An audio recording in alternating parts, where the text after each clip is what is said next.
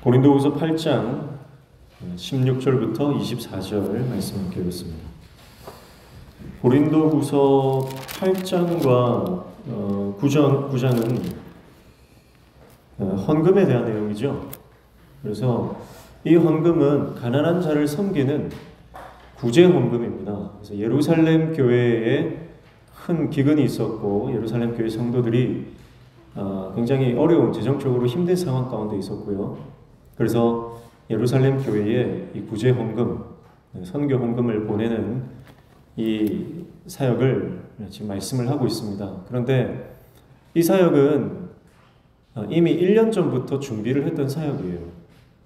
1년 전부터 고린도 교회 성도들이 이 헌금을 모았고요. 그리고 꽤 큰 돈이 모였습니다.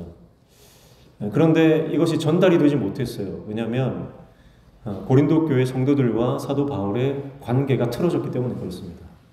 그들의 관계가 틀어진 이유는 뭡니까? 거짓 선지자들이 교회 안에 들어와서 바울을 비방했기 때문이죠. 그래서 이 헌금을 바울이 갈취하려고 하는 나쁜 의도가 있다라고 모함을 했고요.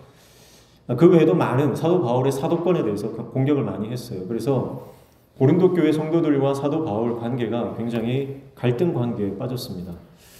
수요일에도 살펴봤지만 여러분, 교회가 분열하고 갈등하면 하나님의 일을 할 수가 없습니다. 특별히 목회자와 성도의 관계가 틀어지면 교회가 강력하게 하나님의 사명을 감당할 수가 없어요. 그래서 많은 교회들을 사단이 흔들어 놓는 가장 첫 번째가 바로 목회자와 성도들의 관계를 틀어놓으려고 합니다.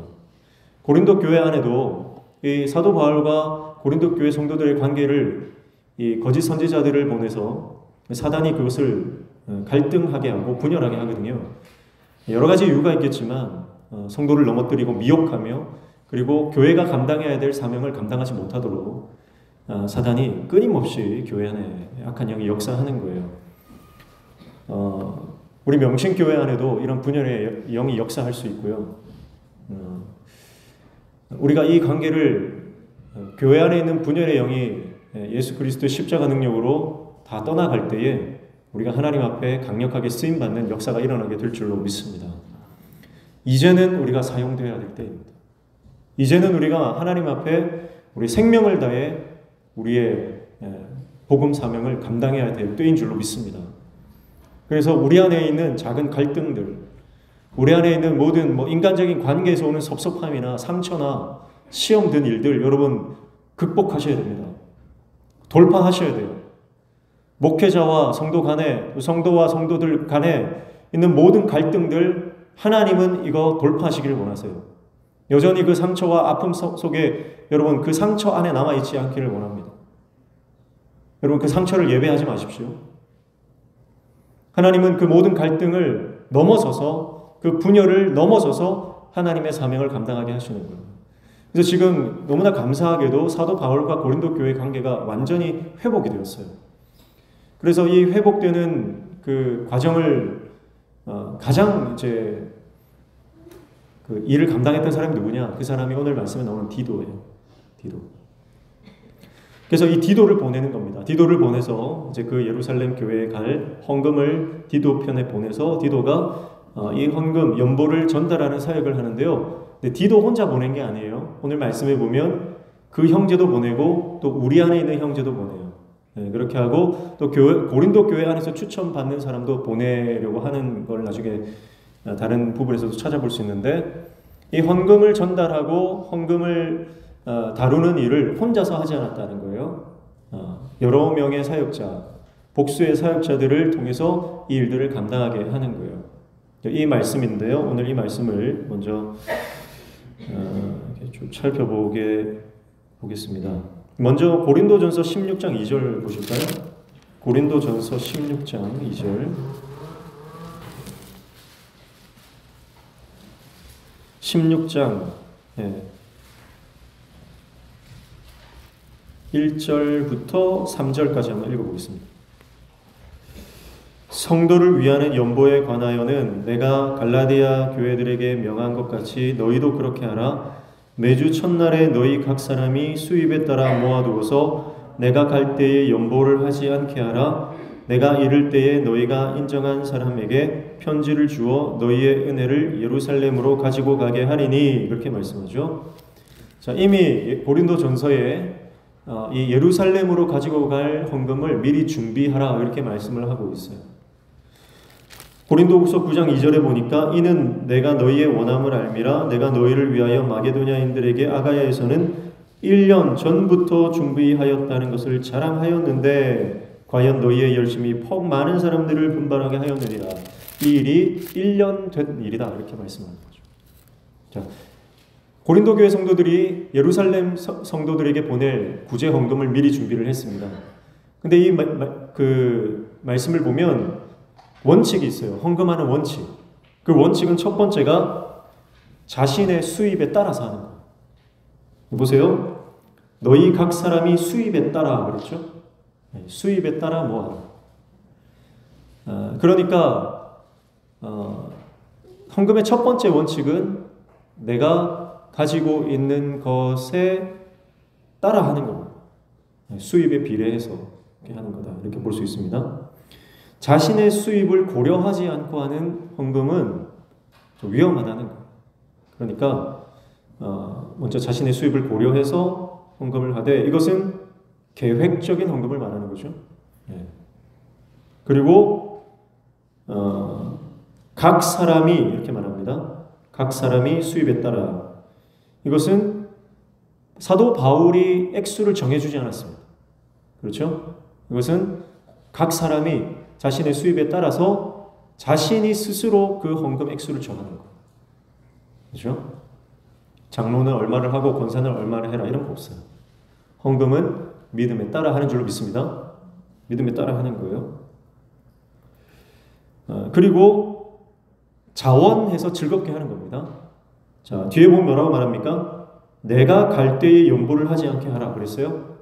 자, 사도 바울이 가거나 혹은 사도 바울이 보낸 사람이 도착했을 때 그때 헌금하지 말라는 거예요. 무슨 말이죠? 미리 준비를 해라 이 말이죠. 미리 준비를 하되 억지로 하지 말라는 거예요. 그러니까 사역자가 도착했을 때 어쩔 수 없이 눈치 보고 하지 말라는 거예요. 그때는 헌금을 거두지 않겠다는 겁니다. 미리 준비된 것만 가져가겠다는 거예요. 이게 이제 헌금의 큰 원칙인데요. 이제 성경에 나오는 헌금의 원칙들은 크게 네 가지로 볼 수 있습니다. 첫 번째는 자원하는 거. 자원. 내가 스스로 하는 거. 누군가의 강요나 억압에 의해서 하는 것은 헌금이 아닙니다. 억지로 하는 건 헌금이 아니에요. 내가 스스로 하는 거. 자원하여 하는 거예요. 두 번째가 준비입니다. 준비. 미리 준비해서 하는 거예요.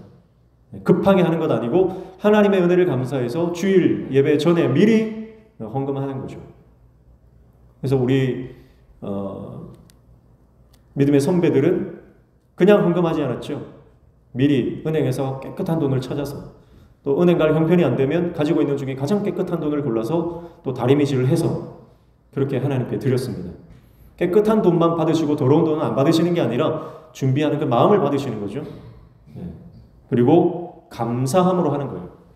감사함으로. 절대 인색하게 하지 말아야 됩니다.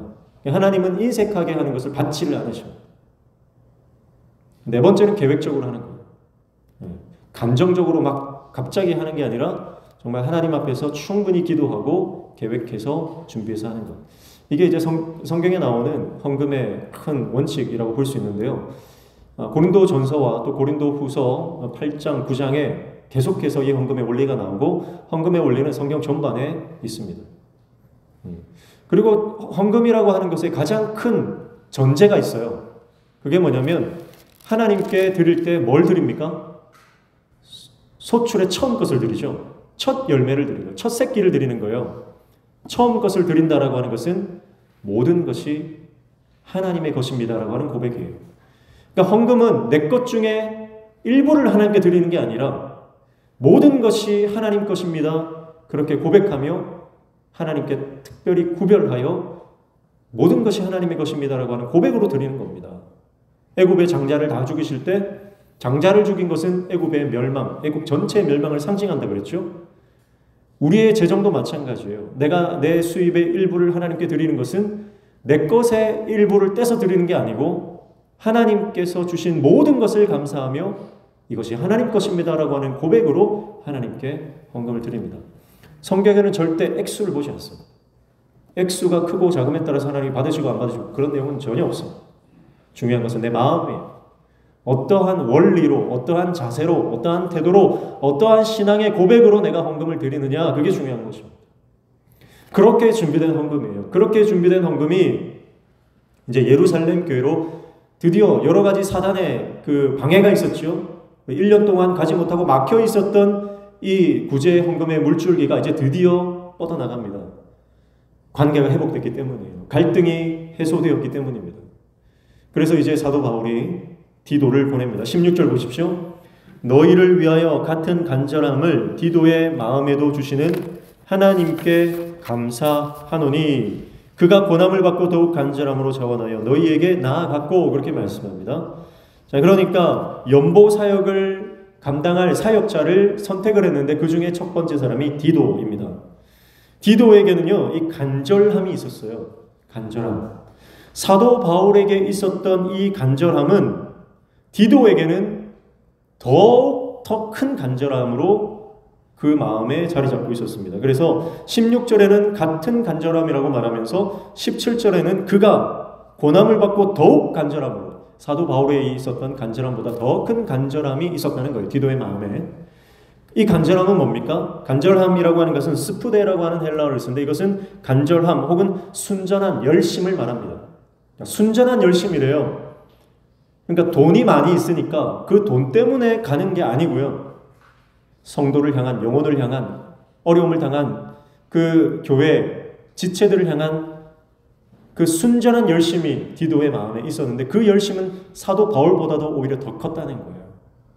그래서 이 디도를 보낸다라고 하는 것입니다. 디도라고 하는 이 인물은요, 우리가 잘 아는 인물이죠. 그는 사도 바울의 정말 아들과도 같은 그런 제자고요. 그는 초대교회의 목회자였습니다. 그의 이름의 뜻은 공경이라는 뜻입니다. 하나님을 공경하는 사람이었겠죠. 그는 헬라인이었지만 복음을 받아들이고 사도 바울의 제자가 되었습니다. 그래서 사도 바울의 복음의 동력자가 된 사람이죠. 이방인도 할례를 받아야 구원 얻는다는 신학적 문제가 있을 때에 그는 안디옥 교회에서 바나바, 바울과 함께 파송되어 할례 받지 않은 이방인 성도로서 예루살렘 종교회의에 참석했던 인물입니다. 그리고 이방인이 할례를 받지 않아도 된다는 총회 결의가 있었죠. 거기에 참석했던 인물이에요. 디도는 바울의 신실한 동역자였고 조력자였습니다. 또 바울을 대신해서 고린도 교회를 방문해서 그 고린도 교회의 문제를 해결했던 사람이에요. 그리고 이제 그는 다시 고린도 교회의 헌금을 예루살렘으로 전달하는 이 귀한 사명을 감당하는 것을 볼 수가 있습니다. 사도 바울은 이후에 그에게 지중해 상의 큰 섬 그레데 섬에 한 그레데 교회의 감독으로 그를 남겨두었습니다. 그러면서 디도서를 썼죠. 디도를 향해서 그에게 목회 서신을 썼습니다. 디도서 1장 한번 찾아보겠습니다.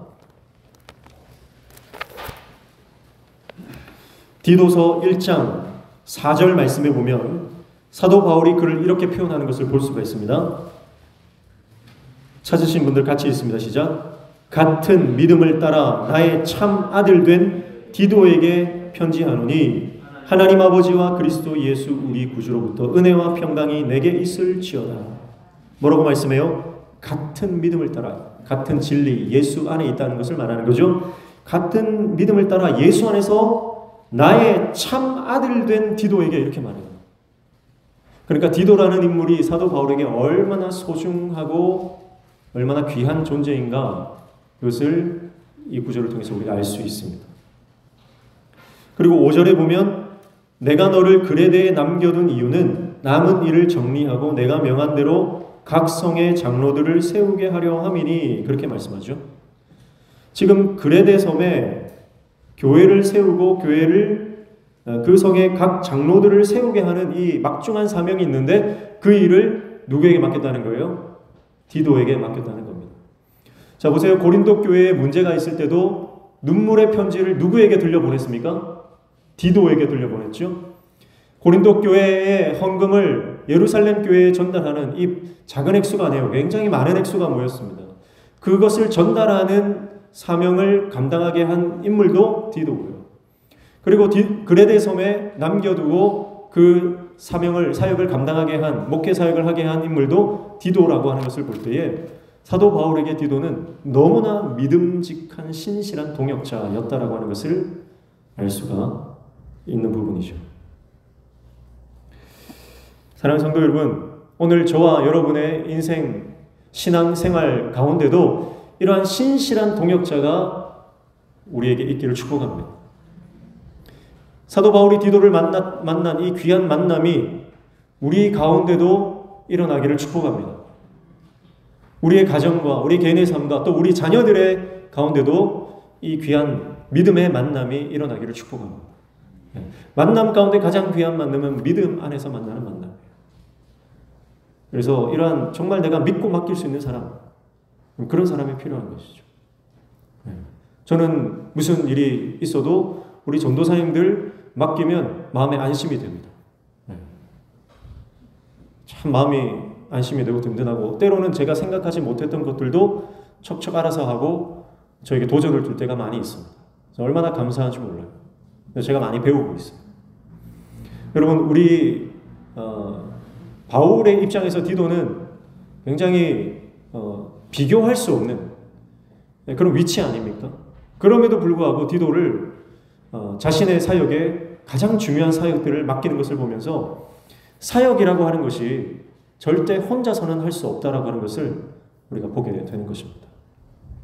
사도 바울이 아무리 능력이 있어도, 사도 바울이 아무리 하나님께서 주신 그 많은 은사들이 있다 할지라도요, 사역은 혼자서 하는 게 아닙니다. 함께 할 때 주님의 사역은 더 능력 있게 감당되어지는 줄로 믿습니다. 바라기는 여러분의 자녀가 사도 바울과 디도의 관계처럼 믿음 안에서 참된 아들이다, 자녀다 이렇게 부를 수 있는 믿음의 관계가 되기를 축복합니다. 부모와 자녀의 관계가 이런 믿음의 관계가 되어야지 우리 안에 하나님 나라가 강력하게 확장되는 역사가 일어나게 되는 거죠. 그리고 오늘 저와 여러분의 목회자와 성도의 관계가 이런 바울과 디도의 관계가 되기를 축복합니다. 여러분이 맡고 있는 주일학교 아이들이 바울과 디도의 관계가 되기를 축복합니다. 우리 선교회 안에, 구역 안에 바울과 디도의 이런 믿음의 동역자의 관계가 형성되기를 주님의 이름으로 축복합니다. 올 한 해 동안 하나님께서 주시는 이 믿음의 관계, 하나님께서 주시는 이 복된 믿음의 만남이 우리 안에 많이 일어나기를 주님의 이름으로 축복합니다. 그래서 먼저 사도 바울이 가장 신뢰하는 그 사람을 보내고 있는 것입니다.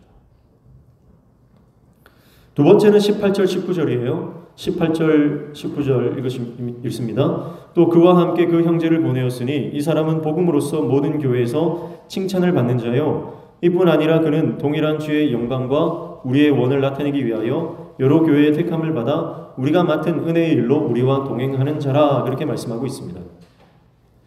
자, 그와 함께 그 형제를 보냈다 이렇게 말을 해요.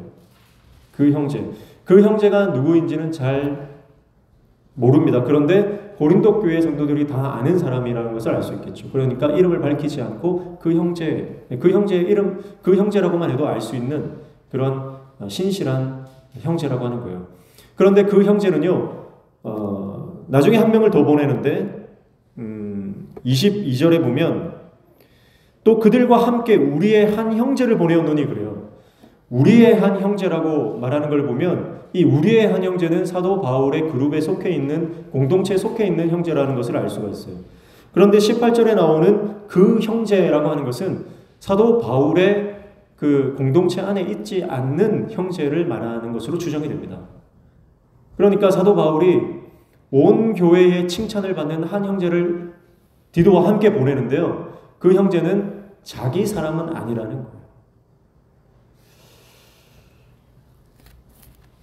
그러니까 사도 바울은 여러 교회에서 택함을 받고 추천을 받은 한 형제를 보냈는데 사도 바울과의 친분이 있는 자가 아니라 공적 임무를 띠고 파송된 사람을 이 귀한 사역에 함께 보내고 있는 것을 볼 수가 있습니다. 이게 굉장히 중요한 대목이죠. 여러분, 우리가 어떤 일을 할 때 우리는 내가 좋아하는 사람을 그 일을 맡기는 경우가 많이 있습니다. 나랑 친한 사람을 어떤 자리에 앉히려고 하는 경향이 있습니다. 나와 가까운 사람, 나와 친한 사람, 또 내 공동체 안에 들어있는 사람을 우리 쓰기를 원하죠. 특히 우리나라는 혈연, 지연, 학연 이게 너무 심해가지고 능력이나 아니면 어떤 그 검증된 사람을 쓰기보다는 자기 사람을 자리에 앉히려고 하는 경향들이 굉장히 강하죠. 근데 사도 바울은 그런 혈연, 지연, 학연을 뛰어넘습니다. 친분을 넘어섭니다. 그래서 자기 사람이 아니지만 온 교회의 칭찬을 받고 추천을 받는 그 형제를 이 헌금 사역에 투입을 시키고 있다라고 하는 것을 볼 수가 있죠. 그는 어떤 사람이었냐면 분명한 사역 목적을 가지고 있는 사람입니다. 19절 보면 이뿐 아니라 그는 동일한 주의 영광과 우리의 원을 나타내기 위하여 여러 교회의 택함을 받아 그렇게 말씀하고 있습니다. 그러니까 그는 하나님의 영광을 추구하는 사람이었다는 거죠. 그리고 사도 바울과 그 동역자들이 원하는 바, 그 원함을 잘 누구보다 아는 사람이었습니다. 연보 사역은 특히 이 돈 문제가 걸린 거는요 굉장히 민감하죠. 그래서 누구를 이 돈 문제 재정 관리에 맡길 것인가 하는 것이 초대교회는요 굉장히 중요한 일이었고 그것은 오늘날도 마찬가지입니다. 그러나 초대교회가 더 이 문제에 신중을 기했던 것은 뭐냐면 바로 예수님의 12제자 가운데에 가룟 유다가 돈괴를 맡았던 인물이었기 때문에 그렇습니다. 돈을 맡은 사람은 변질되기 쉬워요. 특별히 큰 돈을 만지는 사람은 그 돈의 마음을 빼앗기기가 쉽습니다. 그래서 특별히 돈을 다루는 사람은 하나님 앞에서 하나님의 영광을 알고 하나님의 뜻을 누구보다 깊이 인식하고 있는 그 사람이 돈을 맡아야 한다라고 하는 것을 보여주는 대목이죠. 그래서 그는 이 헌금 사역이 하나님의 사랑을 나누는 은혜의 사역임을 인식하고 바울과 뜻을 같이 했던 사람입니다. 그래서 여기서 우리와 동행하는 자라라고 하는 것은 뜻을 같이 했다. 물론 여행을 같이 하고 복음 사역을 같이 했다라고 하는 그 함께 여행하는 자라고 하는 의미가 있지만 이것은 더 본질적으로 본다면 바울과 뜻이 맞았다라고 하는 거죠. 사랑하는 성도 여러분, 우리가 인생을 살아가면서요 선물을 주신 자를 기억하지 못하고 선물에 마음을 빼앗겨 버리는 경우가 많이 있습니다. 재정이 그런 것 중에 하나죠. 재정이라고 하는 것은 하나님이 우리에게 주신 은혜의 선물입니다. 그런데 이 재정에 마음을 너무 빼앗긴 채 재정을 주신, 재정의 주인이신 하나님을 바라보지 못하는 경우가 많이 있죠. 우리가 하나님을 인식하고 이것을 주신 분이 하나님이고 내가 누리는 모든 것이 하나님의 선물임을 기억할 때 우리는 그 선물에 매몰되지 않는 삶을 살아가게 될 줄로 믿습니다. 그래서 사도 바울은 자기 바운더리 안에 있는 공동체 안에 있는 사람, 자기 사람이 아니라 공적으로 인정받은 다른 사람을 이 헌금 사역에 투입하는 신중함을 보이고 있습니다. 왜 그러냐면 20절 말씀 보십시오. 이것을 조심함은 우리가 맡은 이 거액의 연보에 대하여 아무도 우리를 비방하지 못하게 하려 함이니 21절에도 이는 우리가 주 앞에서 뿐만 아니라 사람 앞에서도 선한 일에 조심하려 함이라 그렇게 말씀하고 있습니다. 조심한다는 말을 2번이나 쓰고 있죠. 강조하고 있습니다. 자, 그러니까요 이 돈 문제는요 굉장히 민감하고 예민한 문제이기 때문에 신중에 신중을 기한다 이 말이에요. 그리고 그것은 비단 돈 문제뿐만 아니라 하나님의 선한 사업은 신중하고 조심스럽게 행해야 함을 사도 바울은 강조하고 있습니다. 연보 사역, 이 헌금 사역에 여러 사람을 참여시키는 이유는 첫 번째, 예루살렘으로 운반되는 과정에서 이 돈이 망실될 수 있기 때문입니다. 그것을 미연에 방지하고자 여러 사람을 동역자들을 붙이는 거예요. 그리고 더 큰 이유는 뭐냐면 지금 고린도 교회 안에 들어온 거짓 선지자들이, 거짓 사도들이, 사도 바울은 이 돈을 사적으로 유용하고 있다, 도적질하고 있다, 그렇게 그를 비방했기 때문에 그런 오해를 미연에 방지하기 위해서 그는 여러 사역자를 함께 보내는 것을 볼 수 있습니다. 그리고 그 사역, 헌금 사역을 하는 구성원들을 다양화시키는 거예요. 여러분, 이게 사도 바울이 가지고 있는 지혜입니다. 그래서 여러분, 우리가 하나님의 일을 할 때에 순전한 열심이 중요하지만 그 순전한 열심과 함께 이 뱀처럼 지혜로운 이 지혜도 함께 가야 된다는 거죠. 그래서 감정이 앞서면 안 됩니다. 어떤 일을 할 때 마찬가지입니다. 교회 사역을 할 때는 이것이 선한 사업이다, 하나님께서 기뻐하시는 일이다 할지라도요, 신중하게 하나님 앞에 조심스럽게 그 일을 해야 된다라고 하는 것입니다. 왜냐하면 선한 사업을 한다고 했는데 오해나 비방을 들을 수 있기 때문에 그렇습니다. 그래서 사도 바울은 이미 한번 그 일을 경험했기 때문에 이제 거기에 대해서 굉장히 신중하게 대처하고 있는 것을 볼 수가 있습니다. 교회도 그렇습니다. 교회가 이건 뭐 하나님께서 기뻐하시는 사역이고 이 일은 뭐 의심의 여지 없이 성경적이다, 그러다 할지라도 교회가 그 일에 굉장히 기도로 준비하고 신중하게 그 일들을 해나가야 하는 것입니다. 그리고 22절 말씀에 보면 한 명의 사역자를 더 보내고 있어요. 22절 보시면 또 그들과 함께 우리의 한 형제를 보내었노니 우리는 그가 여러 가지 일에 간절한 것을 여러 번 확인하였거니와 이제 그가 너희를 크게 믿음으로 더욱 간절하니라, 그렇게 말씀합니다. 헌금 사역을 감당할 또 한 명의 다른 형제를 보내는데요, 그는 우리가 보증하는 존재다, 우리가 보증하는 형제다, 그렇게 말씀을 하고 있고요.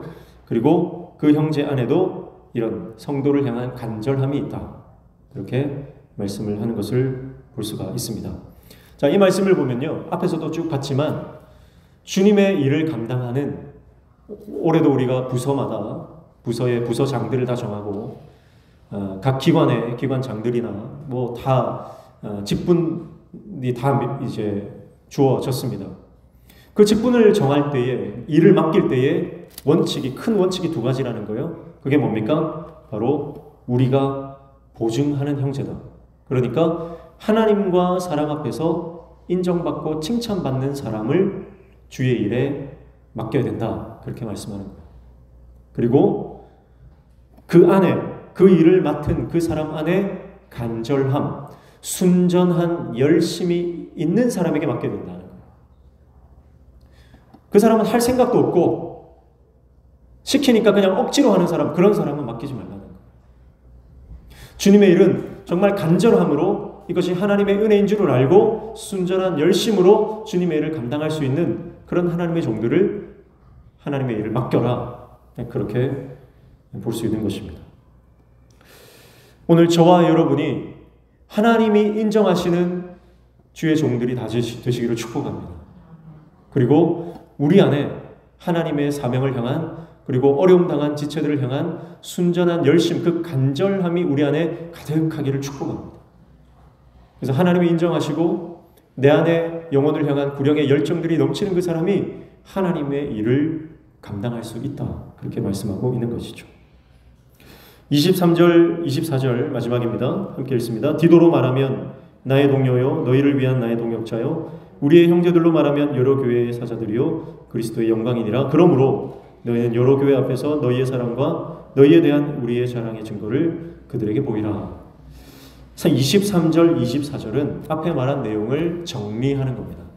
그러니까 23절은 뭐냐면 앞에 말했던 디도와 두 형제, 그 형제를 다시 언급하면서 그들은 우리의 동역자이고 그리고 그리스도의 영광이고 교회의 사자들, 사도들이다. 그렇게 말씀을 하고 있습니다.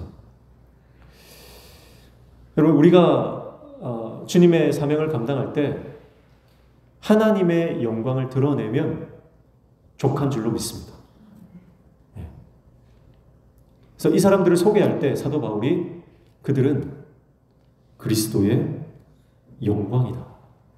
그들의 사역을 통해서 지금까지 하나님의 영광이 드러났다는 거예요. 그들의 섬김을 통해서 예수 그리스도의 십자가가 나타났다는 거예요.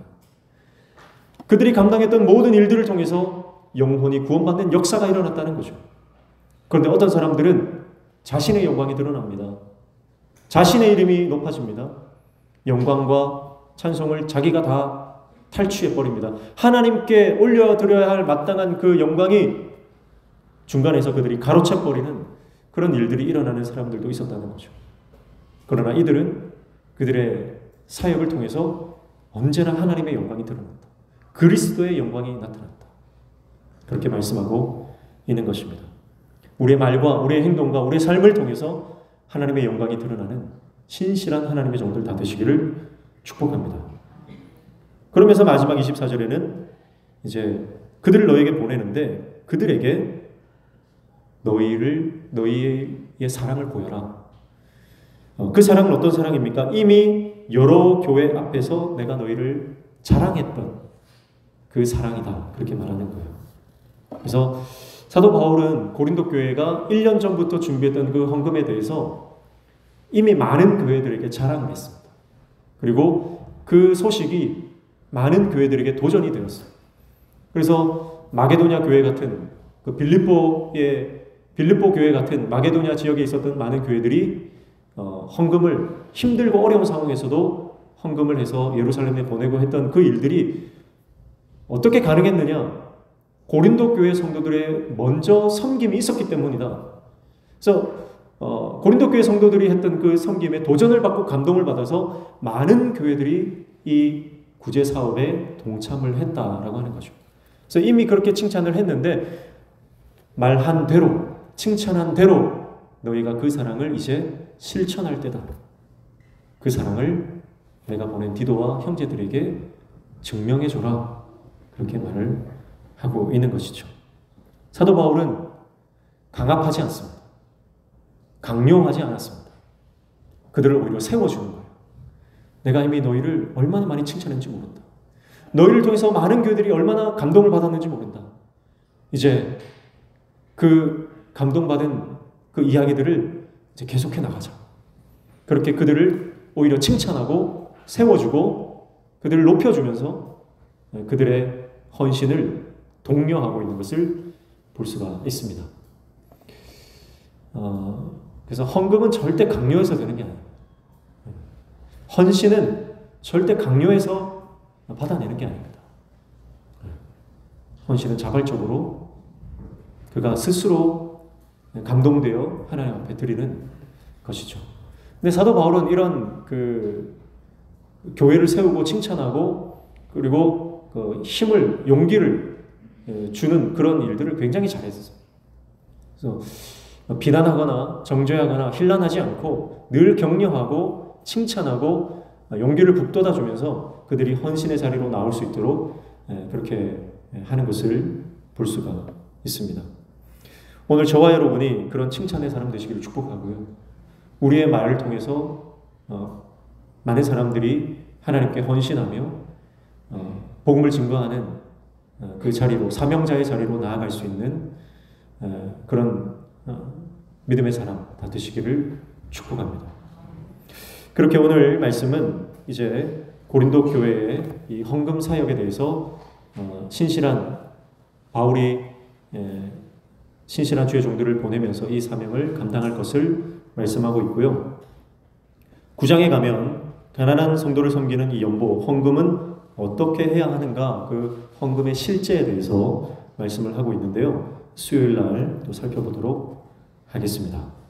오늘 저와 여러분의 헌신이 하나님께서 기뻐하시는 헌신 되시기를 축복합니다. 우리의 마음에 감사함으로 자원해서 헌신하시기를 축복합니다. 그리고 항상 계획적으로 준비되어 하나님 앞에 준비된 헌신을 드리시기를 축복합니다. 인색하지 않게 하나님 앞에 온전한 것을 드릴 수 있는 헌신의 사람 되시기를 축복합니다. 그래서 우리의 헌신을 통해서 하나님의 나라가 확장되고 죽어가는 영혼들이 살아나며 어려움 가운데 있는 눈물 흘리는 심령들이 회복되어지는 귀한 생명 살림의 역사가 저와 여러분의 삶의 헌신을 통해서 일어나기를 주님의 이름으로 축복합니다. 찬양하겠습니다. 찬송가 540장